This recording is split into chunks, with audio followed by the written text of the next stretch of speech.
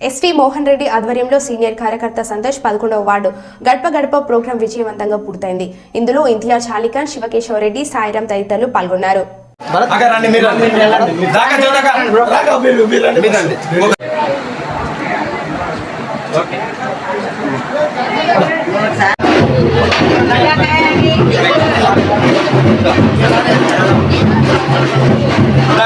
దగ్గరికి రాక దగ్గర ఓకే సార్.